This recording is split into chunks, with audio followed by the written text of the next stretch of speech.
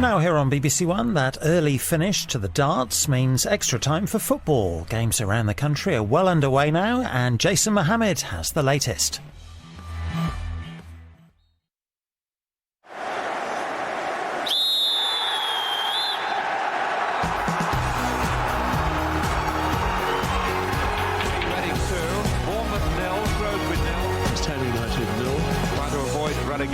He was one of the heroes of the afternoon.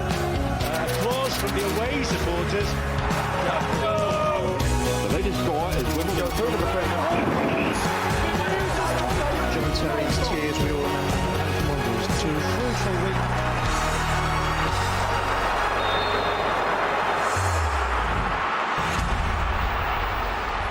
Hello and welcome to Final Score. It's been a very busy afternoon with one match in the Premier League already over, 7 others giving us plenty to talk about. Experienced lineup in studio today with Garth and Martin. They've been guiding us through all the drama and all the goals on the red button and the HD channel since 2:30. We have loads to tell you.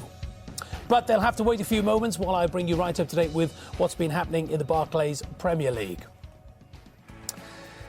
And Aston Villa, well, it just gets even worse for Paul Lambert, doesn't it? They are 1-0 down at home to Southampton. The Saints lead their relegation rivals thanks to a controversial penalty that was put away by Ricky Lambert. And we'll talk about that in just a moment. A dramatic decision at Villa Park. It's Everton 0, Swansea City 0, no goals of Goodison.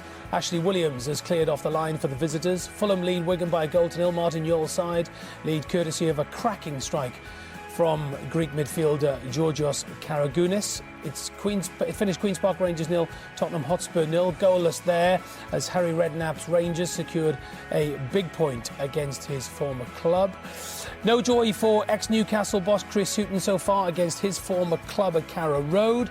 A John Walters' own goal has given Chelsea the lead at the Britannia.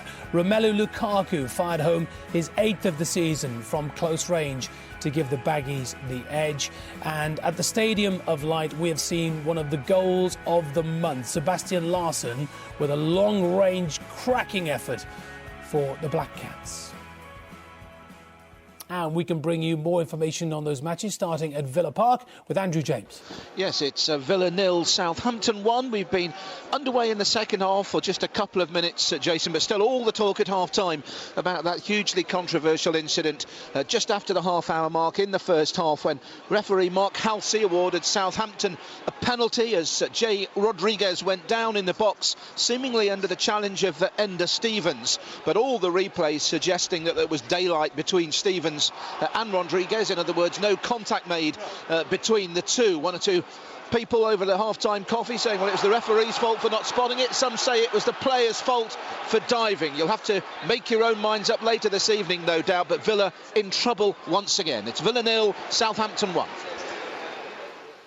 So let's have a very quick chat about that penalty. When you're down there, you don't get the decisions, and what do you think? It's a shocking decision, isn't it? It is. I mean, these are very high stakes now, and we look at it, and when we freeze the picture, you'll see on Match Today, Mark Halsey is not even in the picture. He's a long way from the action. There's a dive that takes place, clearly a dive. We wondered, actually, if the initial challenge on Goosum was actually more of a penalty, but it wasn't, once we looked back on it. And then, of course, Lambert steps up and does the rest, takes the penalty. But really, it's a blatant dive from Rodriguez. And Stevens, the defender, really, he's not done anything wrong at all, and the referee's got that completely wrong. You've seen it a number of times. Yes, I have. And I don't care how many times the BBC want to show it. I don't care from what angle. It's the same. There's no contact. And it begs the question, why did Rodriguez go down if there's no contact? It's that blatant. It's that clear. Yes, a tackle's made, but there's no contact. I can quite understand a player goes down. He can claim there was contact. He had no right to make contact there. I'm entitled to go down. Fair argument. When there's no contact, I think the question is after the game to the players, why did you go down? It's a blatant dive, isn't it? Yeah, and Mark Halsey has to be absolutely certain. Sunderland just have grabbed another goal by the looks of things. They have to be certain that it's a penalty, and it wasn't. OK, there is a goal at the Stadium of Light. Thank you, Martin. Let's go to James Mason. Adam Johnson has just made it 2-0, Jason, for Sunderland. A great start to the second half, but the West Ham players are at 6s and 7s. It was a wonderful save from Jussi Jääskeläinen. Initially, the West Ham players had 2 or 3 chances to get rid of the ball, and Adam Johnson was there to almost backheel it into the net. This after Sebastian Larsson opened the scoring in the first half with, as you described it, possibly one of the goals of the month, if not the season. A left-footed volley into the top left-hand corner. West Ham have been toothless up front. They've been poor everywhere, to be honest. Have had very few attacks on goal. It's Sunderland 2, West Ham United 0. Well, chaps, James Collins went off earlier with what looked like a nasty injury. I mean, Martin, you're a centre-half, well-respected centre-half. West Ham's defence is absolutely shocking. Yes, but, you know, look, Sunderland, they're rampant on the break there. You know, to concede against Larsson's strike from, 35 yards early on in the game. I mean, that was a real blow to them. And I think, Sam's finding it particularly difficult away from Upton Park. And Sunderland now, this will be a vital 3 points for them to get their show back on the road. Comedy of errors. I saw you giggling. I was wondering why you were laughing. It was laughable because the centre half is facing, I can't remember who it is, the ball bounces in the 6-yard box in front of him. He's got to dispatch it either over his own bar or smash it away. He elects to hook it over his own head, which gives the attacker plenty of time to dispossess him and slice into the back of the net. Well, which defender in that position tries to do a scissor kick over your own head? Yeah. Stick it in Rose Ed. Well, it has to be done, doesn't it? Yeah. You do that sometimes and ask the questions later, and Sam will be going berserk after that one. I bet he will. Right, let's go to Jackie Oatley at the Medeski Stadium. Reading, bottom of the table. Do they look like getting back into this one, Jackie? No, absolutely not. And they should have fallen further behind just a few minutes ago. In fact, 23 seconds, I make it into the second half. And Romelu Lukaku, the player who scored the only goal of the game so far in the first half, was denied only by a fine block by Mariappa after yet another poor pass. This time it was Ian Hart's pass, which was intercepted by Jerome Thomas, setting up Lukaku. And that has been the story of the game so far. Reading playing neat football when they've got the ball, but giving it away far too cheaply. And frankly, they have nothing in the final third. And West Brom look a more quality opposition. It's Reading 0, West Brom 1. Tony Husband, we've been having a debate in the studio. When Wigan go behind, they very rarely come back and win it. Chances today? Well, they've had a couple since they fell behind to an excellent strike midway through the first half from Georgios Karagounis, who picked up the ball, beat a couple of players and then finished so well past Ali Al-Habsi. But these are worrying times for Wigan. 1 win in 8 games. They slumped back down the Premier League table into the bottom 3, and they'll be conscious probably of other scores elsewhere this afternoon. De Santos put one over. MacArthur's had a shot saved as well. But in the early stages of the second half, not much in at the moment. Fulham still with the advantage, leading by a goal to 0. Out of the corner of my eye, Mark Webber, I'm keeping an eye on the Newcastle's performance. They look lethargic today. Well, it's been clear to me that what this game really needs on both sides, actually, is a striker with a killer instinct, a hunger. Of course, Newcastle have lost theirs to Chelsea. Norwich is on the bench, so we'll see what happens there. Both sides with chances, to be fair. Wes Hoolahan should have scored from inside in the area in the first half. Bradley Johnson's just fired wide in front of goal. Gutierrez probably with the best chance, actually, testing Bunn's saving skills. Cisse and Obertan in the latter part of the first half could have scored as well if they'd communicated better. I think there's only one question on the mind of everybody in the stadium at the moment. Grant Holt, what are you doing? Yeah, absolutely. You made that point earlier on. Yeah, absolutely. I've been watching the Newcastle game. They've missed Holty today with a slight hamstring injury. It's very interesting because it started quite a spicy game. I'm not quite sure to what extent Chris Hughton wanted to sort of, just make sure that everybody's on good terms. He was at Newcastle, of course. He shakes everybody's hand in the Newcastle bench. Nice touch. To see them. Really, really nice touch, but it was a bit spicy. Newcastle at the moment have been dominated just a touch, I think, by Norwich. So they're hanging on at the moment. Yeah, interesting. Colaccini this morning coming out and saying he wants to leave just after Demba Ba going. Not ideal for Alan Pardew. The fans, though, right behind the player. But yeah, I think Chrissy Houghton is saying nice things about Newcastle, but the way that his team's playing, they are a reflection of how probably annoyed he was that he was allowed to leave Newcastle in the way that he did.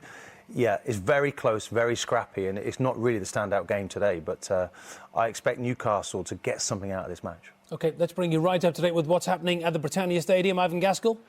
Yeah, we're into the 7th minute of the second half. A good game, this one, which Chelsea lead thanks to John Walter's supremely well-taken own goal. Flying to get in the head of Juan Mata as a cross came in.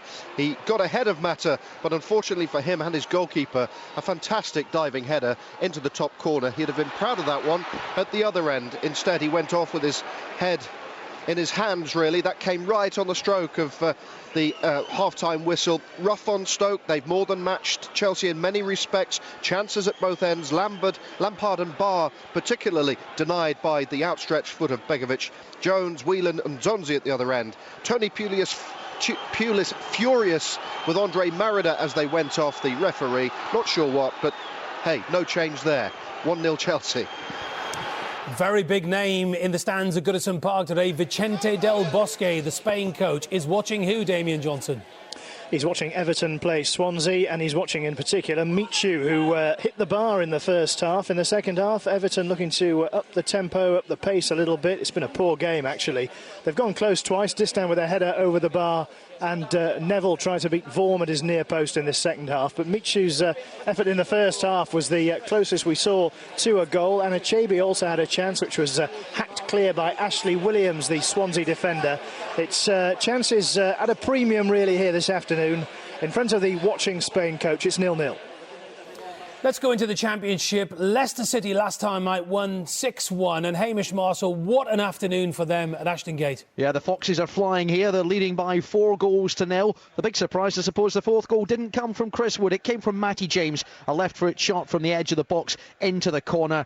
Chris Wood got all 3 goals in the first half, making it 6 goals in 2.5 games since his move from West Brom. This will really keep the Foxes on the heels of their promotion rivals. Bristol City boss Derek McInnes brought on 2 of his substitutes at half-time.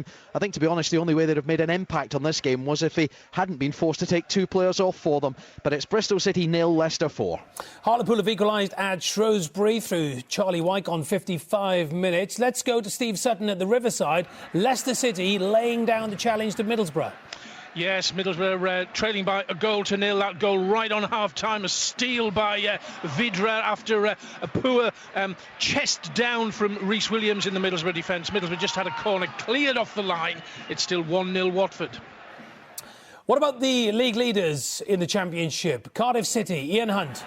Well, very nearly, Jason, going in front just a few moments ago. Craig Bellamy with a great chance. Craig Noon playing the Wales striker through on goal, just inside the box, but he couldn't quite get the shot away before a defender stole the ball away from his feet. Cardiff almost taking the lead then to liven up what's been a pretty dull game. It's, 7.5 minutes gone in the second half, still 0-0.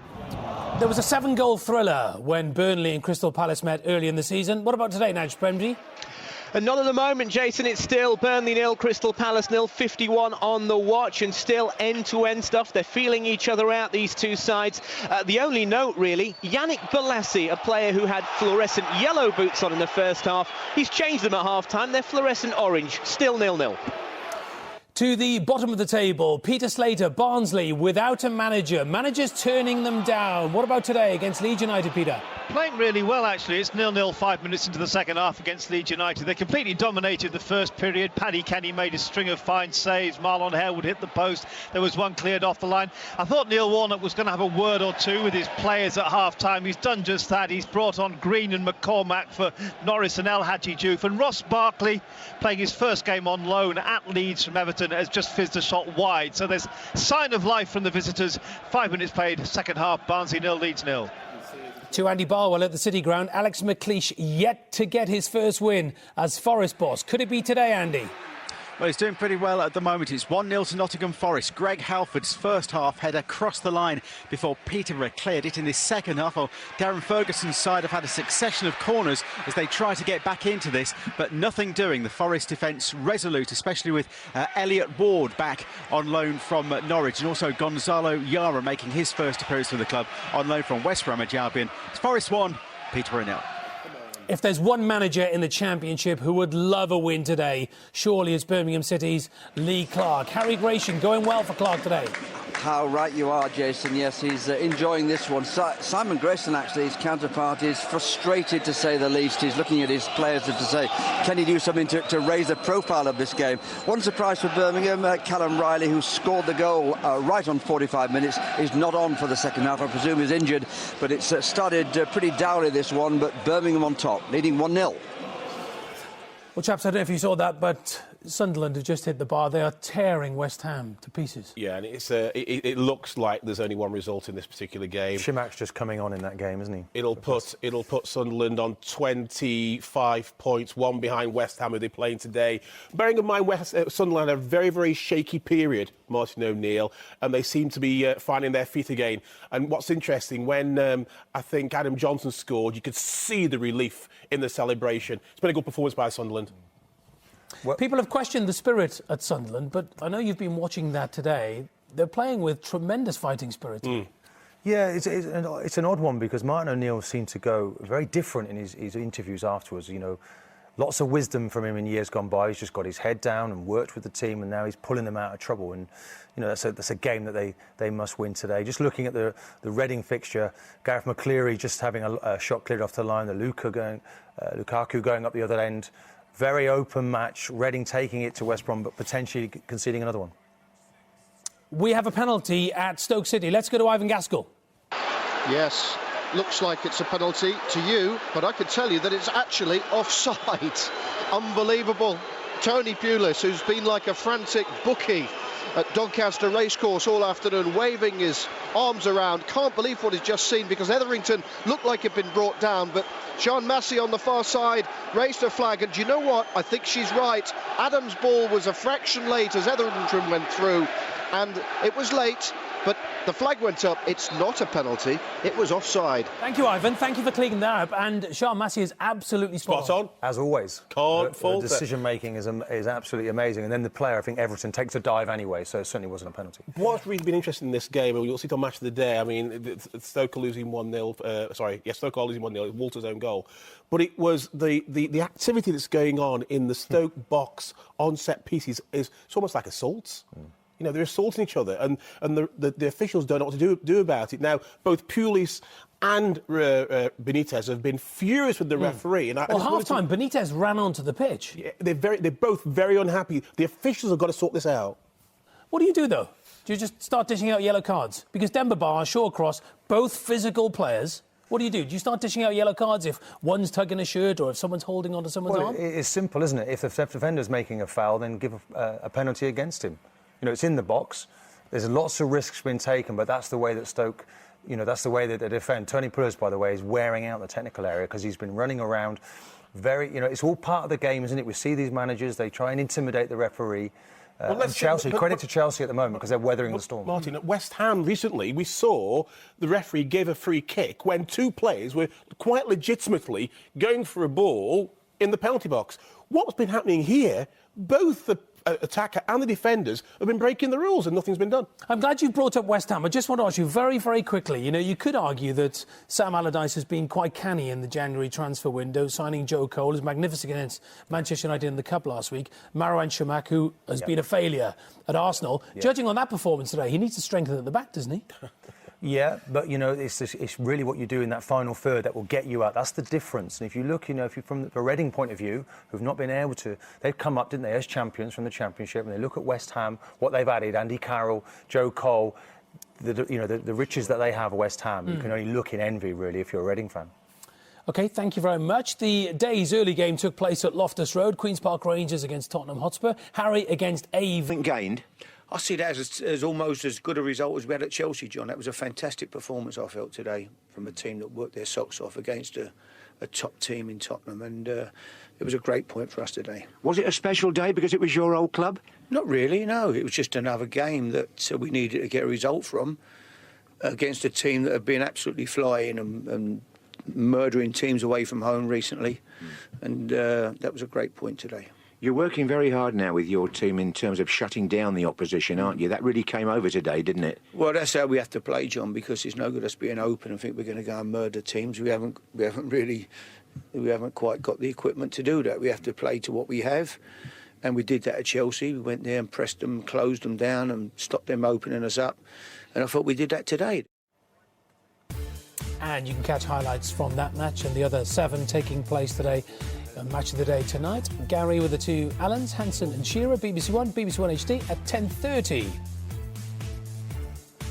And a huge day for Mark Chapman and the match of the day 2 team tomorrow. Alan Hansen has Peter Schmeichel for company to dissect Manchester United, Liverpool and Arsenal against Manchester City. We're going to take you to the Britannia Stadium. There's been a goal. Ivan Gaskell, what's going on?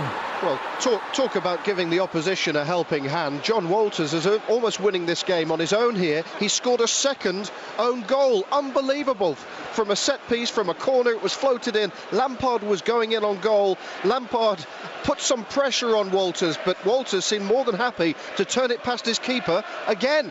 Stoke now with their leading scorer. I was hearing the supporters say at half-time, their leading scorer is OG. John Walters with 2 of them. Well, poor John Walters. He was featured on Football Focus. He'll never do one. He'll never do Focus Beats again. Well, it's almost funny. It's not funny for John Walters, but listen, the first one, he's at the far stick and he heads it. You can't believe how he's managed to head it into his own goal. They've obviously said, look, we'll get him out of the way, we'll put him on the near post. And Frank Lampard's coming in and Walters is backing in to the box, doesn't really know what's around him, jumps in the air and off it comes him again and into the back of the net, denying Frank Lampard his, 194th goal, I believe, for Chelsea. So nobody happy there. Wow, but that's a great stat. But Chelsea, I mean, you have to say you're going into the Lions' Den when you go. And I think there might be a penalty now at Chelsea as well. Yeah, there is something going on at Chelsea. It looks like it's a penalty to Chelsea.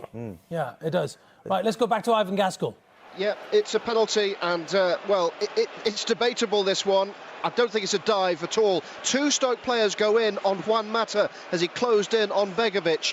From behind there was Huth. In front of him was Shawcross. I'd say that was possibly a case of Huth just coming in on the back of Mata. He went down. I don't think he dived.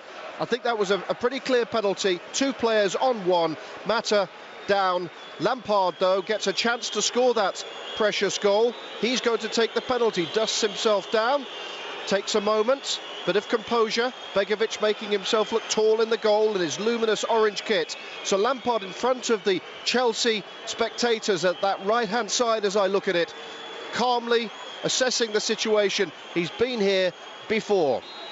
To make it 3-0, here comes Lampard, strikes it. Oh, what a finish. Right down the middle, roof of the net. He's done this before. 3-0. That's the way to take a penalty. Yeah, I mean, Lampard there, he's rammed that down their throat, really, hasn't he? And you look at the penalty, Andre Mariner, I'm not sure how he can give it from that situation, but Hoof's coming in behind. There's maybe a little bit of contact, Mata going down quite easily. Stonewall penalty. Well, you can see why the referee's giving it, because he's behind him, but Hoof and Shawcross are at that all afternoon. There's always contact with those 2, so I'll give him even a top-class defender. Once the defender's behind the striker going towards goal, there's no way back. No. Hoof tries to tackle from behind the player. It's the way that Mata goes down. He almost goes down. It's not about Mata now. It's about the player. He's no right to make that tackle from that position. He can't do it. I think what we can say and what we can agree on is that Chelsea are running away with this game, and this is a major message to the rest of the Premiership, that by no means are they finished. Benitez getting a lot of criticism. Lampard's contract's up, but incidentally, but he still keeps doing it. Professional to the last. Yeah. You have to commend him for that. And I know that they've had a little bit of luck with the 2 own goals, but you have to say that will be a remarkable win considering Stoke City's home record. It's turning into a bit of a horror show for Stoke this afternoon. It's not been a good afternoon. The Huth and Shawcross have not quite come to terms with the movement up front and the Chelsea interplay. And the more they've been pulled about... Demba Ba's movement. Yes, and Demba Ba on set pieces. The more they've been pulled about, the more frustrated they've got. If you're a defender and you like tackling, you can't get tackles. When you do, you tend to be over-aggressive a little bit. And that's shown itself in the Stoke game. And Chelsea have made them pay. And Chelsea are able to match them physically, and they have that little bit of extra quality. 17 games, I believe it is now, since they've been beaten at home, Stoke. So this is a really good performance from Chelsea. OK, let's go into the Championship. There is a penalty at Oakwell. Peter Slater. Penalty to Barnsley, no doubt about it. In my mind, referee Craig Pawson gave it for a foul on Chris Dagnall.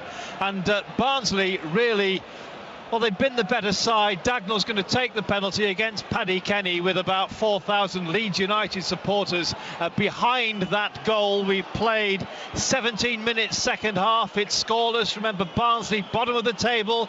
They're without a manager. They've had David Flitcroft and Mickey Mellon in the technical area, urging them on throughout the game. Dagnall's going to take it with his right foot. Referee blows the whistle. Here comes Dagnall, a few steps, and the noise of the crowd here at Oakwell will tell you that he's put that high into the roof of the net.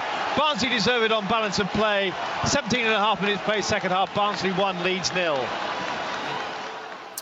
That will be a big result for Barnsley, who are looking for a manager. There's been a goal at the Medeski, Jackie Oatley. And it's a second goal to West Bromwich Albion, and it's a second goal to Lukaku. It had been coming. He smashed the crossbar twice in this half.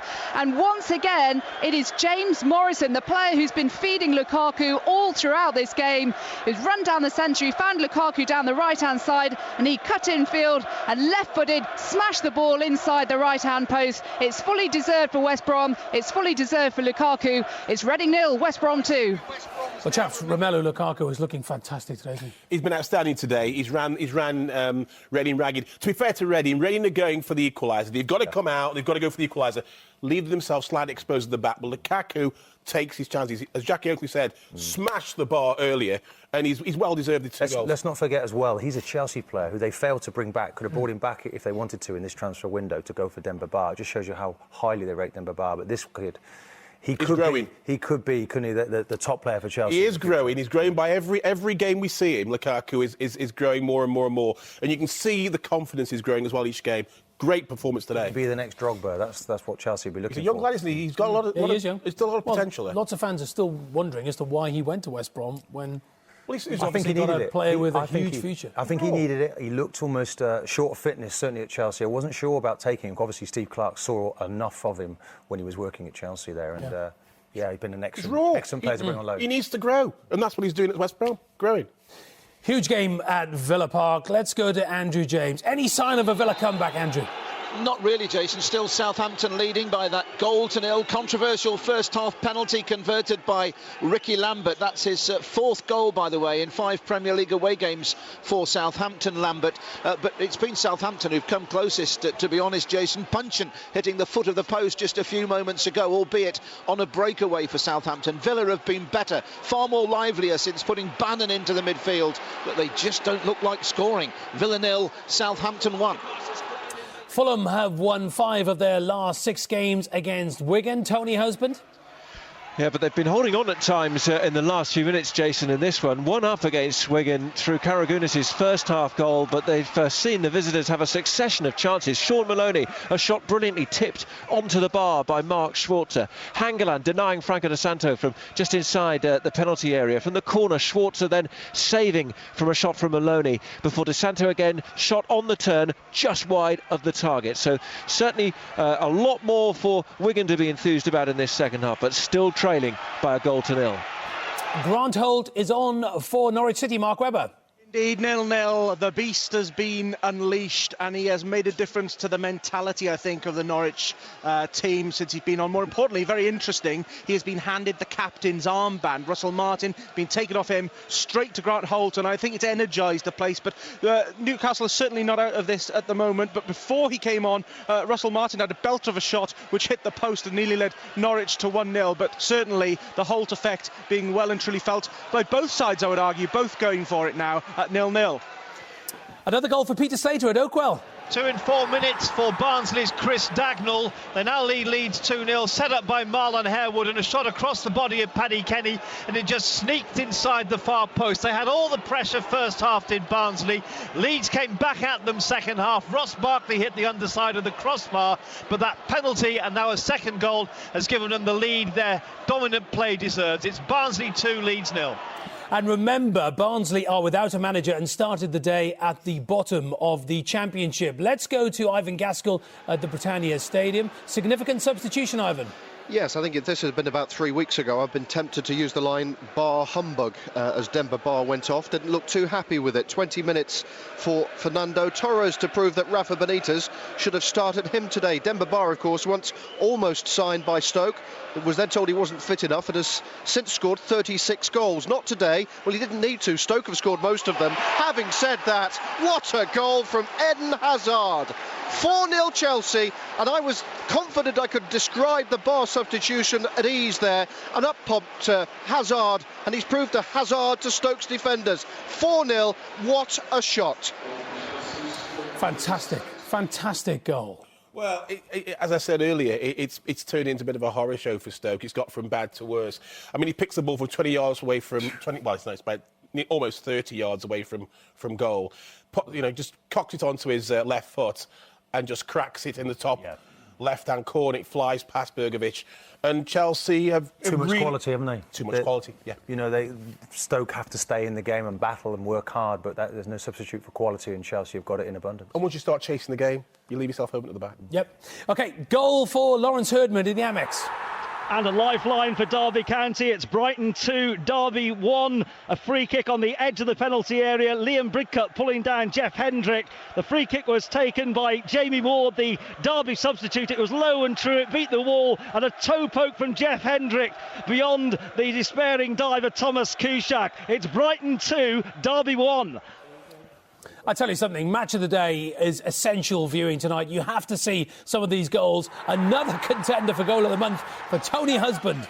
This is an absolute belter. Franco De Santo, he's cut in from the left-hand side to the edge of the Fulham penalty area. Right-footed then. He's curled it out of the reach of Mark Schwarzer. It's got Wigan 18th in the table, level in this one with 19 minutes to go. 1-1. And another goal for Sunderland. West Ham being torn apart, James Mason. Yes, James McLean making it 3-0, and Sunderland are rampant, Jason. All the good work from Stefan Sessegnon. It looked like he either crossed the ball or mishit it. It doesn't matter. It landed at James McLean's feet. He looked up at the goal and put it into the bottom left-hand corner. It could be 4, it could be 5 before this finishes. It's Sunderland 3, West Ham 0. Well, I tell you what a list of crackers we've got today. What a great day. Let's do De Santo's first. Well, he cuts in off the left-hand side, and I think Martin picks up the point that no one either can get the foot in or get a tackle or get close to him. He evades 2 tackles and just lets fly, and it goes in like an arrow. Another tap-in, yeah. I mean, his 4 players looking at him from Fulham. You know, Martin Yole's not going to be very happy with that. You've got to get in and among him. As almost said to him, go and shoot, you won't score from there. And he did. And at Sunderland? Well, we're laughing at Sessegnon because we think he's kicked the ground there, and it's embarrassing. And it ends up being a great pass. Sessegnon breaks into the 18-yard box from the right-hand side, beats 1, beats 2, he elects to shoot with his left foot and kicks the ground. Though it completely evades everybody because it's not going in the direction everybody thinks it's going to go. And there's a tap-in for the one person he lands at his feet. I can't remember who scores it, but it's what is it, 3-0 now? 3-0. It's over. Yeah. Have you been impressed with Sunderland today? Yeah, they've punished West Ham wherever possible, and you know, as I say, Martin O'Neill just keeps on doing it year after year, gets his head down, works hard, and be looking to add to that squad. I think he doesn't want to be in that uncomfortable position they were in again at the start of the season, and now they're picking up vital points. Just a quick word about Norwich, Newcastle. It looks the way it's going. This might end 0-0. If it does, it's a hell of a result for Alan Pardew, who's been on the back of a terrible run. Yeah, they desperately need a good performance and points at this stage of the season. And the point. It's not over yet, but they've battled very hard for their manager. And if they get a point, they'll have earned it. Just caught a glimpse there of Benteke for Villa, just completely out of sorts. It's really hard work for this Aston Villa team now. Very young. It's an unforgiving place to play at Villa Park. And it looks almost as if being at home today is working against them. Yeah. And also, when we talk about Villa, when I watched them at Swansea 2 weeks ago on New Year's Day, they're just lacking that experienced header. I know we've talked about it extensively on this programme over the past few weeks, but when they were... Swansea had 5 great chances within the first 20 minutes, and they didn't have that experienced head to galvanise the team and say, Jason, look, this is what we need to do. There's been a lot of talk about experience and people probably wondering what is all that about. But when you're in that, it's a lonely week, and when you've got vital, experienced heads around you, they can tell you what to expect and get you over that line. When you look around that dressing room, there's little or no experience, and they're really suffering because of it. OK. Let's get an update then from Goodison Park. Damien Johnson is watching Everton Swansea City. It's 0-0 here, Jason. It's turning into a pretty frustrating afternoon, as you can probably tell from the howls of derision around Goodison at the moment. Summed up really by Phil Jagielka's free header a moment ago, which went over the crossbar. Vicente Del Bosque is just departing. He's watched Michu hit the bar for Swansea in the first half.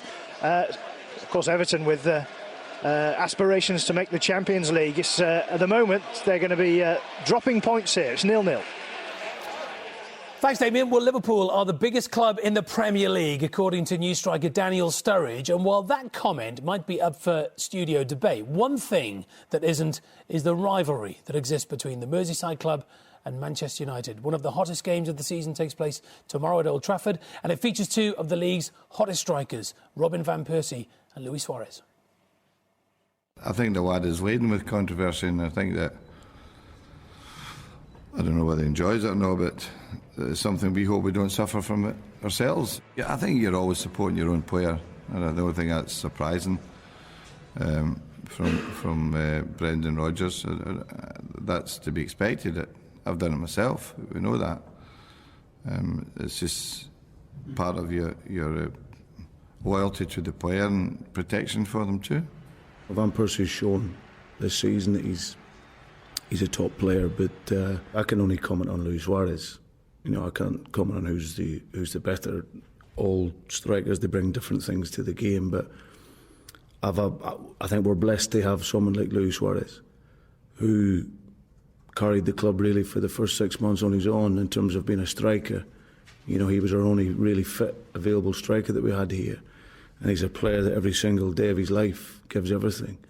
Some people have off days, but this is a guy who every game he's up for the game. His motivation is at a high level every day in training, and you can't ask any more from him. Brendan Rodgers there speaking ahead of Manchester United v Liverpool. Garth, some players find themselves in newspapers, find themselves on the back pages. They have a habit of making all the news. Luis Suarez is one of them. Is some of the criticism unfair?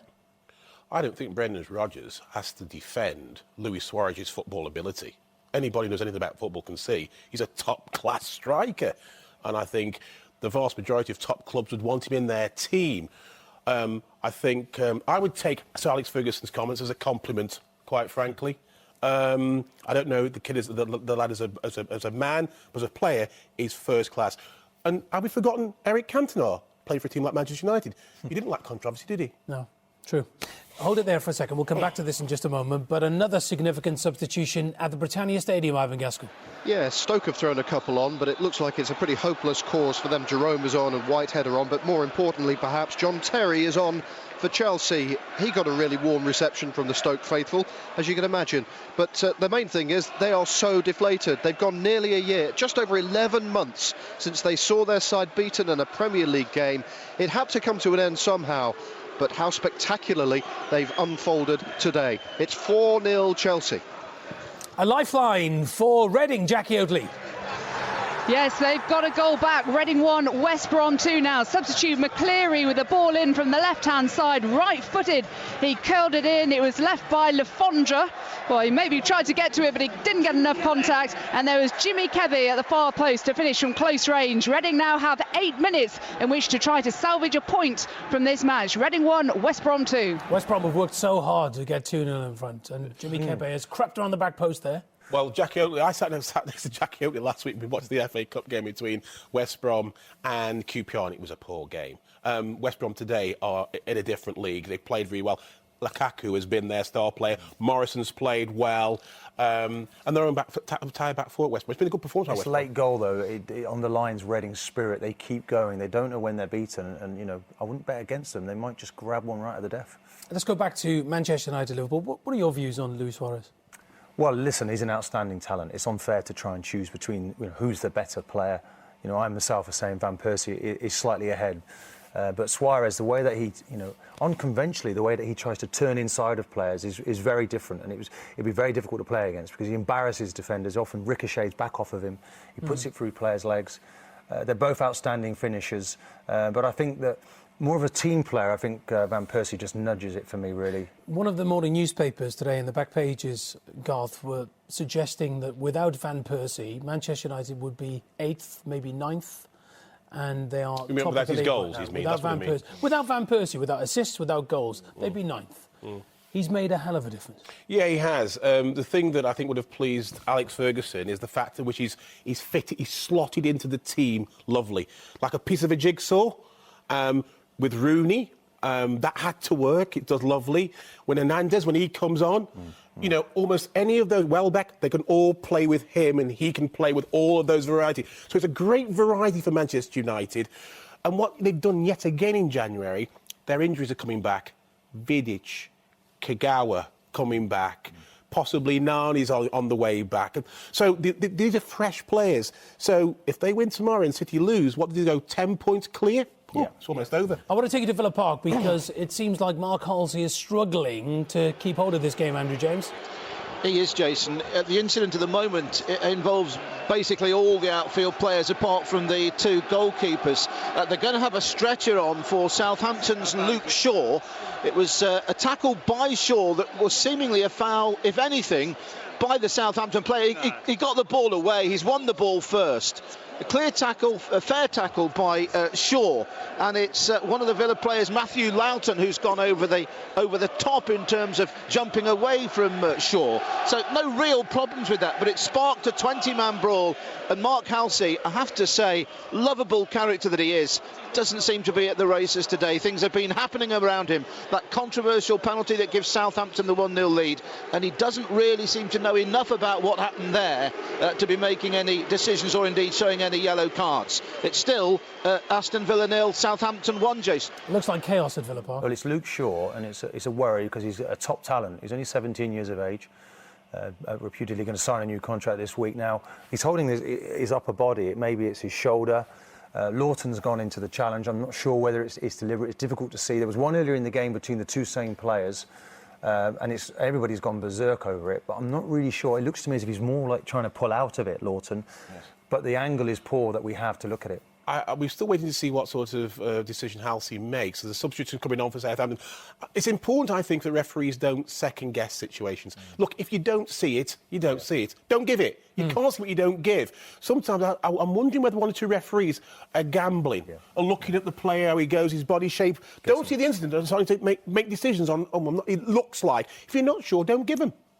Good advice. Let's go to Naz Premji. There's been a goal at Turf Moor. There certainly has, Jason. Burnley 1, Crystal Palace 0. A cracker. Watch this on the Football League show tonight. A lovely flick on from Ross Wallace. It fell to the edge of the area, and Junior Stanislas, 1 touch to control. Then he angled the shot into the top right corner past Julian Speroni. Burnley lead. It's Burnley 1, Crystal Palace 0. And don't forget that Leicester City are currently leading by 4-0 at Bristol City, and so Crystal Palace losing, Middlesbrough also losing, so Leicester are really cranking up the pressure now in the Championship. They're currently in 3rd place. There's been a goal for Forest, at Forest, Andy Barwell. Yes, Forest back in the lead again. They had been levelled up by Peterborough after Scott Watton blasted home from 12 yards out to make it Forest 1, Peterborough 1. That was Watton's first game back for Peterborough, the defender on loan from Manchester United. And another loanee has found the target. This time it's Nottingham Forest, Elliot Ward, on loan from Norwich. Powerful header from Ward, gave the keeper no chance at all. Forest ahead again. Forest 2, Peterborough 1. Let's go to Jackie Oatley. What has happened to West Bromwich Albion, and Jimmy Kebe's made all the difference, Jackie Oatley? Well, Reading have a penalty. It was a reckless challenge by Olsen inside the penalty area on Kebe. Determination from him to get in between Ridgewell and Olsen. But Olsen was high with the boot, and Kebe went down, and the referee, Kevin Friend, had no hesitation, and he pointed to the spot. And now we will see, with just under 3 minutes remaining, whether Reading can equalise in this match. As referee Kevin Friend stands over the ball, and it looks as though it's going to be Adam Lafondra, the substitute, who's going to take it. It is Lafondra with his hands on his hips just outside the penalty area. Remember, West Bromwich Albion have been the better side throughout this match. They've shown far greater quality. Lukaku scoring both their goals. He's also hit the woodwork twice.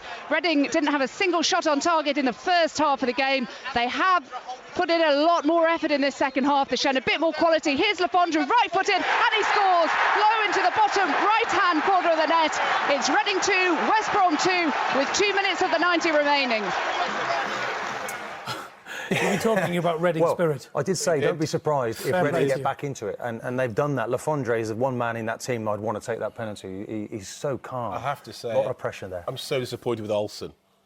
To make a challenge at such a stage in the game, at the edge of the penalty area, when the guy can't score from there. He's later than a London red bus there. He's got so much to do, and he just slashes his foot across his chest. OK, there's a huge goal at the Riverside for Steve Sutton. Yes, it's Watford 2, Middlesbrough 0. Game over, I think, and it's Vidra's second of the match. A quick break by Watford, rather like the smash and grab in the first half. Vidra one-on-one with keeper Jason Steele. No hesitation. Middlesbrough 0, Watford 2.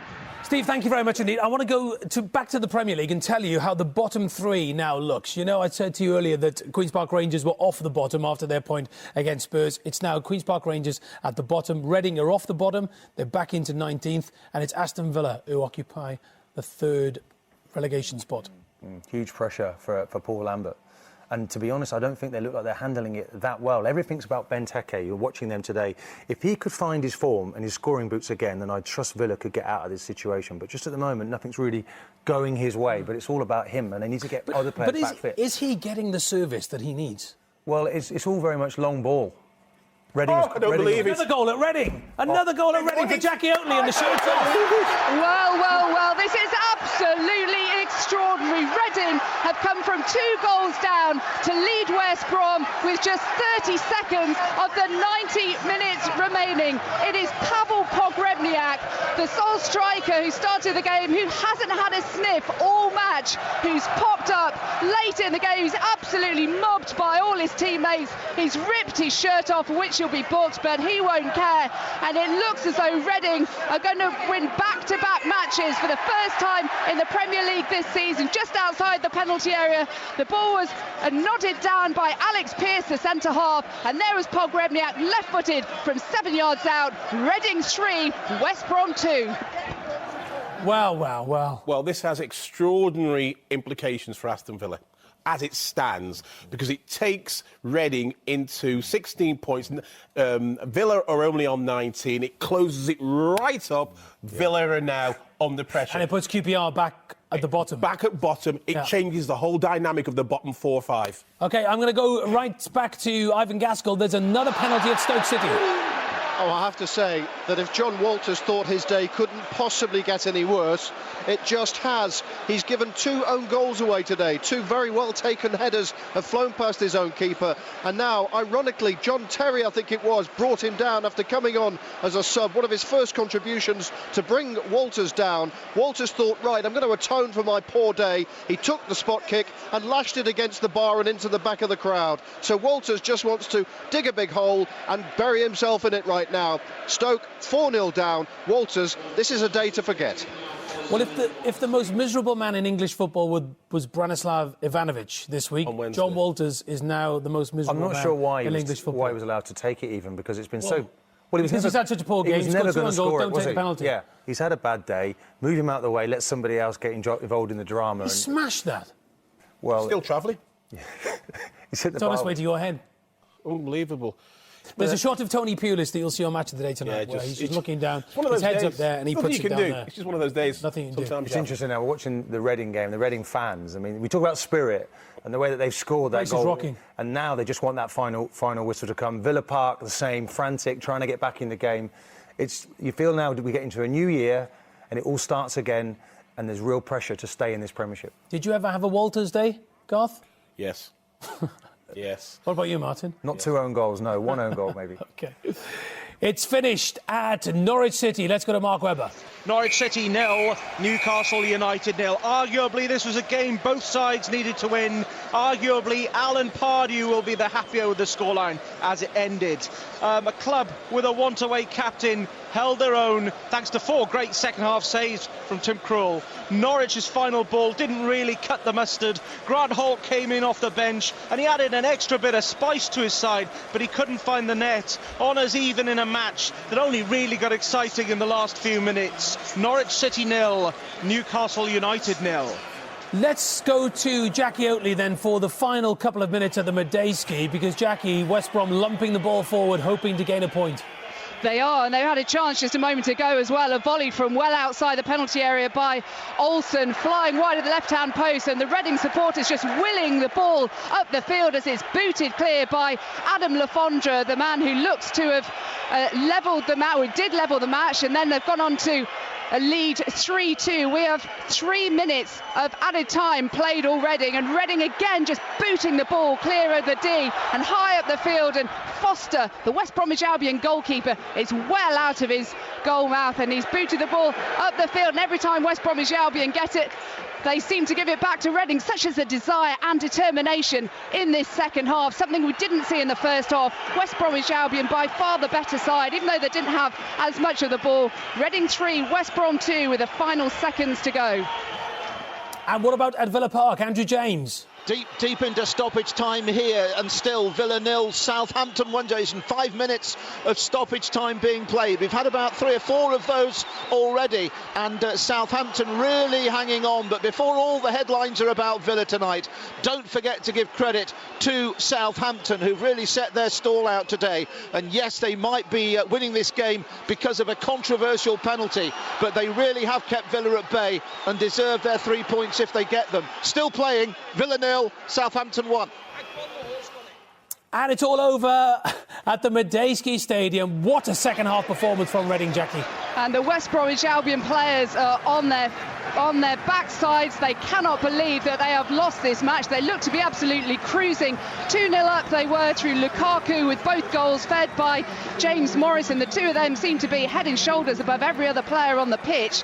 But then Reading, back they came on 82 minutes. Jimmy Kebe with a header from the far post. Adam Lafondra with 2 minutes of the 90 to go. And then Pavel Pogrebniak ghosted in between 2 West Bromwich Albion defenders right on the 90 minutes after Hart's free kick was headed down by Alex Pearce. Cue the Medeski supporters going absolutely crazy. Their side second best for most of this game, and now they have won back-to-back games in the Premier League for the first time this season, 3 in a row, and it's 3 league defeats in a row for West Bromwich Albion. Reading 3, West Brom 2. What a terrific 8 minutes. Well, on too long. First a flying header past his own keeper, and then the other side of half-time, another header past his own keeper. Chelsea 2 up and cruising without barely breaking sweat. Lampard then converted emphatically a penalty. Hazard the goal of the game. Walters capped a miserable day by lashing a penalty late on onto the crossbar and into his own spectators. Chelsea, a bad week has ended well. And it's all over. Well, what happened to West Ham United today? They appeared to get battered in every part of the field, James Mason. Indeed, Jason. Apologies in advance to Hammers fans for this one-sided report, but that in itself will tell a story of this one-sided match. From the moment Sebastian Larsson volleyed in from the edge of the box, it was all one-way traffic. The Swede's first goal of the season may end up being one of the goals of the season, such was his technique. The second came from a calamity in the West Ham defence. Minutes into the second half, Tompkins failing to clear when Jääskeläinen saved, leaving Adam Johnson to convert from close range. James McLean made it 3, this after Jack Colback hit the bar, and Stephen Fletcher had an effort ruled out for offside. Sunderland well worth the 3 points. West Ham. And they're still playing at Craven Cottage. Tony Husband. We're into the 6th minute of stoppage time as Fulham are having a late raid here. Possibly a chance for Ruiz to win it. He's put it wide moments before. He just hit a post. We've had a lengthy delay due to an injury for the Wigan defender Ivan Ramis, who's been stretchered off. Wigan would deserve a point when the final whistle finally goes in this one. De Santo with a fantastic equaliser midway through the second half. That cancelled out Georgios Karagounis' own fine individual goal midway through the first half. a really spirited fight back from Roberto Martinez's men. The 51st minute we're in now, the second half, and it is 1-1, final whistle imminent.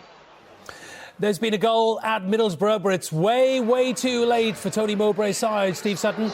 Yes, just seconds before the final whistle, it went to Scott MacDonald across from Adam Regis, second half substitute. Scott MacDonald with a header, close range header. Middlesbrough 1, Watford 2. That's the final whistle. OK, thank you very much indeed. And it's full time at Craven Cottage. Tony Husband. Yes, it's finished 1-1, and just to wrap up that dramatic late chance that came for Brian Ruiz to almost snatch all 3 points for Fulham, it was actually the stretching boot of Mena Figueroa right on the goal line which denied Ruiz a winner. 1-1 is a fair result though in the end. Karagounis had given Fulham a half-time lead. Wigan came out with so much more purpose in the second half. Their big players really stepped up. Maloney drew a great save from Schwarzer, tipping it onto the bar. De Santo though, nothing Schwarzer was going to do about that equaliser. Ramesh stretched it off with a bad-looking injury for Wigan late on. They get a point. It's finished 1-1. And Leicester City have fired a warning to Middlesbrough, to Crystal Palace and to Hull City at Ashton Gate today, Hamish Marshall. Yeah, that's now 4 wins in a row and 10 goals in 2 league games for the Foxes. The signing of Chris Wood is proving inspired. His first half hat-trick made it 6 goals in 3 games. That settled this as a contest. The only complaint Nigel Pearson may have is that his side should have improved their goal difference further. Bristol City are deep in relegation trouble, and on this showing, there's no way out of it. Well, there's been a late goal in the Championship for Harry Gratian. And it spoiled Lee Clark's return here to Huddersfield, Jason. 1-1. Adam Hamill scored in added time. Beautifully taken goal. Earlier, in fact, Butland had managed to produce 2 fantastic saves to deny Huddersfield an equaliser, but Hamill got that one. It's 1-1. And let's go to Peter Slater, full-time at Barnsley. They've beaten Leeds 2-0, they're off the bottom, and if they carry on like this, surely David Flitcroft will be given the chance to carry on the relegation fright. Chris Dagnall scored both the goals within 4 minutes of each other, the first from the penalty spot after he was fouled, the second from Marlon Harewood's through ball. Barnsley deserved it, they forced saves from Kenny, hit the post, had an effort cleared off the line. All Leeds offered a shot from Rox Barkley, which hit the bar. Appointment expected tomorrow, and expected probably to be David Flitcroft. Barnsley 2, Leeds 0. Into the dying moments of Turf Moor, Naz Premji. In fact, it's full-time, Jason. Burnley 1, Crystal Palace 0. The game decided by a super strike from Junior Stanislas late on. His shot from the edge of the area into the top right corner. Palace's best chance fell to Wilfred Zaha in the first period. His effort well saved by Clarets keeper Lee Grant. It's finished here, Burnley 1, Crystal Palace 0.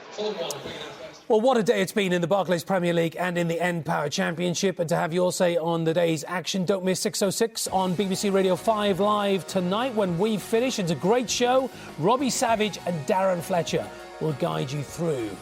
As for tomorrow on 5 Live, build-up and live commentary of Arsenal v Manchester City from 4. And if you want to keep right up to date with all the latest football news, scores, lineups and transfers, you can now do so via the excellent BBC Sport app. It's free to download. You can customise your favourite sports as well as accessing all our live text commentary. It's the best way to stay in touch while you're on the move. So here they are, all today's football results with Mike West.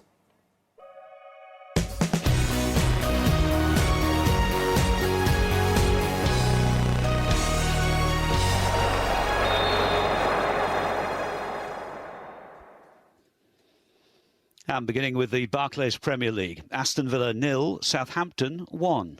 Everton 0, Swansea City 0. Fulham 1, Wigan Athletic 1.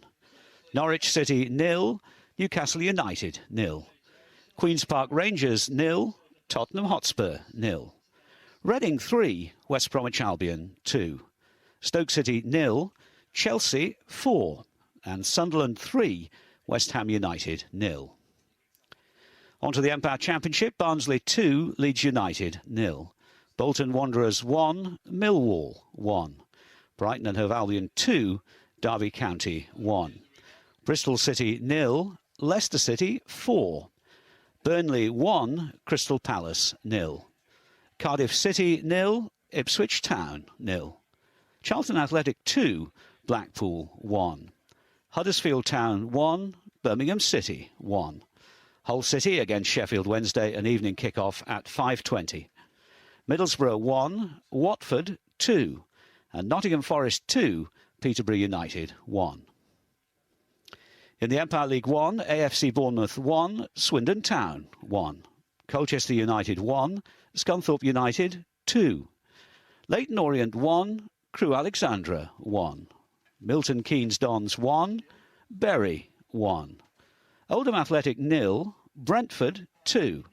The match between Portsmouth and Notts County was postponed. Sheffield United 0, Yeovil Town 2.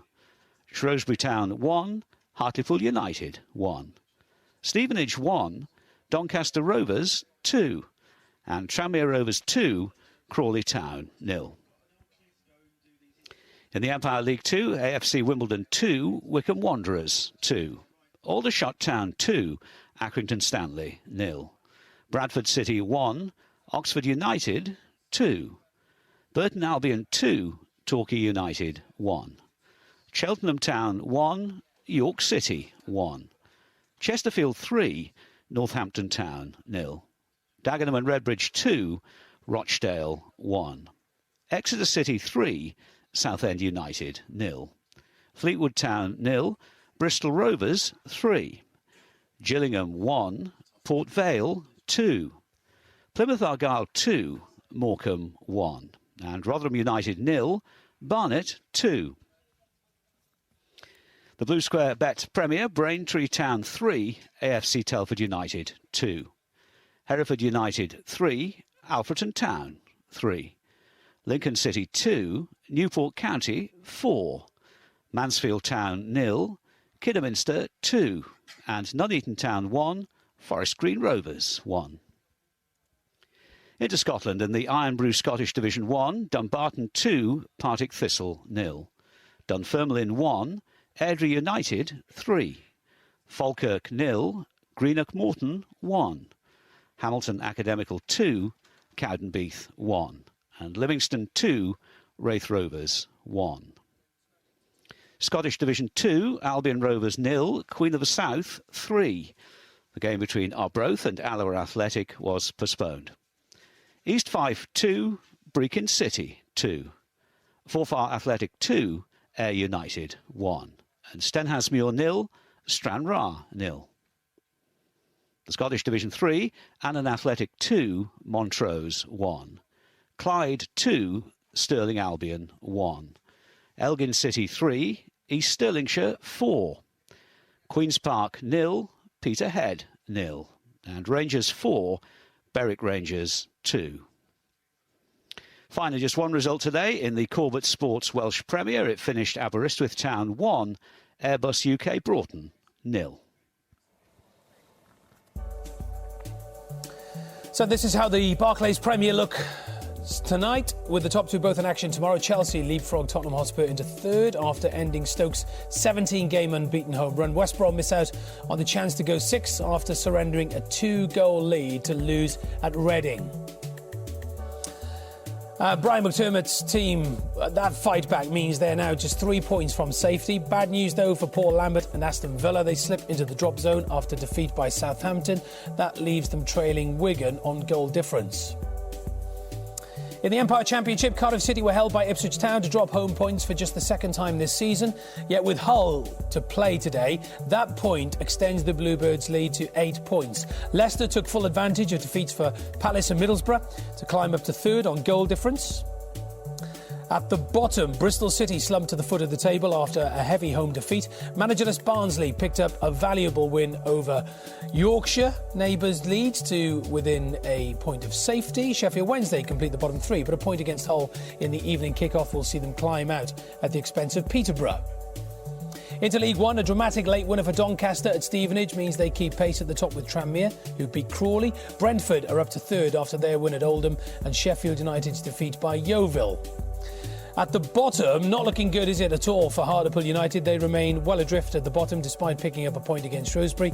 Colchester slip into the relegation zone after losing to Scunthorpe, who move out of the bottom four. Port Vale are now the new leaders after beating previous pace setters Gillingham. Mickey Adams' men hold a 1-point advantage at the top. Exeter climb into the final automatic promotion place, going above Rotherham, who suffered a surprise home defeat to struggling Barnet. At the bottom, AFC Wimbledon were the only side in the bottom 5 not to win this afternoon. On a good day for those at the wrong end, Neil Ardley's men fall into the relegation places as a result. And Bristol Rovers stay bottom despite their best win of the season.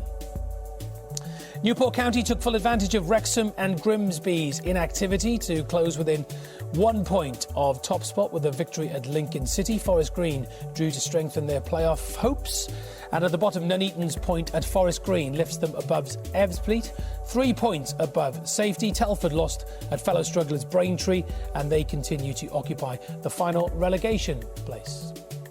So we start our reaction at the Britannia Stadium. Stoke City against Chelsea. Chelsea 4-0 winners. Let's get some reaction from Frank Lampard.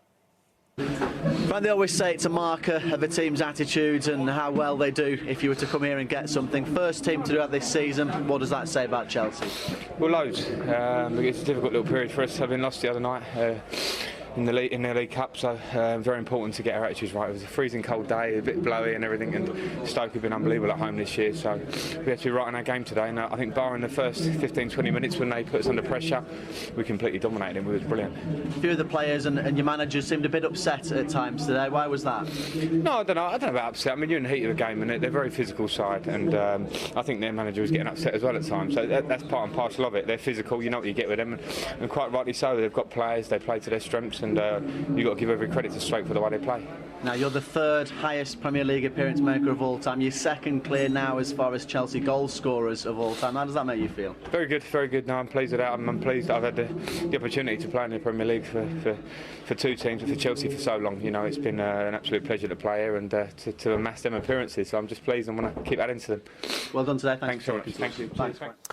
Frank Lampard, excellent for Chelsea today. Let's have a chat with Guy Mowbray, who watched that game for Match of the Day. Guy, a brilliant performance from Frank Lampard, and just what Chelsea needed after that disappointment in midweek. Absolutely, yeah. One shocker is immediately followed by success for Rafa Benitez at the moment. Defeat to QPR followed by that thumping win at Southampton in the FA Cup last week, and then the defeat by Swansea at Stamford Bridge, followed by a 6th successive away win in all competitions for Chelsea this afternoon. So better on the road at the moment than they are at home. Whatever you're doing tonight, though, please spare a thought for poor John Walters if you've ever had a bad day at work. His 100th appearance in the Premier League.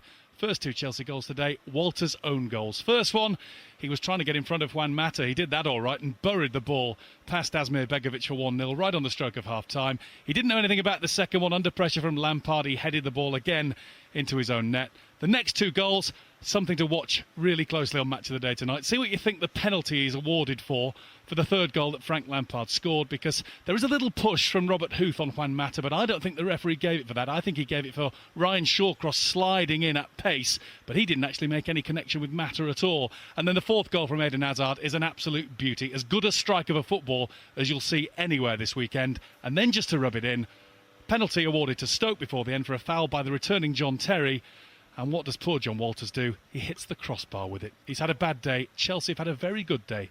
4-0 winners. Guy, thanks very much indeed. Yeah, poor John Walters. Our thoughts with him tonight, because he's had, as Guy says, a terrible day at the office.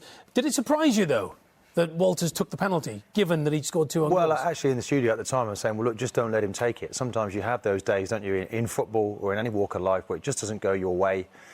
I think they were letting him take it so he could rebuild his confidence a little bit. The first one he scores is absolutely unbelievable how he manages to put that in. I think he's embarrassed by that one. They push him into the near post to sort of get him away from it, and then he runs back in, tries to stop Lampard from scoring, and then scores another one. And it was just indicative of their afternoon, Stoke. You know, lots of physical players in their team, but the quality was all with Chelsea, and fantastic performance in the end. And you can catch highlights from today's games in the Premier League, of course, in Match of the Day tonight. Gary will be here with the 2 Allens, Hansen and Shearer, BBC One and BBC One HD, and at 10:30. And the top 2 are in action tomorrow. United take on Liverpool at Old Trafford. City travel to Arsenal. All the best of the action in Match of the Day 2 tomorrow night at 10:25 with Mark Chapman, Alan Hansen and Peter Schmeichel. It's going to be a great show. While another defeat for Aston Villa. Let's hear from Paul Lambert. He's with Andrew James. Paul, hugely frustrating. I think the neutrals will realise that it was a better performance today. No, definitely, and we never deserved to lose that. But that's the way things are going for us at the minute. But you've got to keep battling through for it. But second half, we were excellent, and but the penalty it's never a penalty. A lot of the talk following the midweek defeat was about taking your chances, and that simply didn't happen today, did it? I had a lot of chances again, but as I said, I'm not going to have a blame culture at the club. We're in it together, and you win together. It's true, you win together and you get beat together. But we had a lot of chances today again, but we're creating a lot of chances at the minute.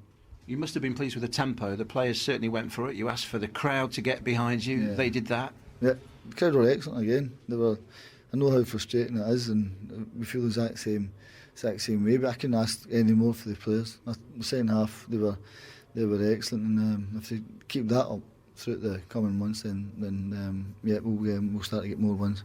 The headlines about this game will be about the penalty. What's your take on that? No, I've seen it sort of half time on the monitor, and unless you're 100% in a penalty box, then you can't give it, and that's evident. That was never a penalty. That. Well, Paul Lambert has seen it many times. You'll be able to see it many times tonight on Match of the Day. We've seen it many times. Jonathan Pearce was there for Match of the Day. Jonathan, no doubt you've seen it. Never a penalty? No, I don't think so.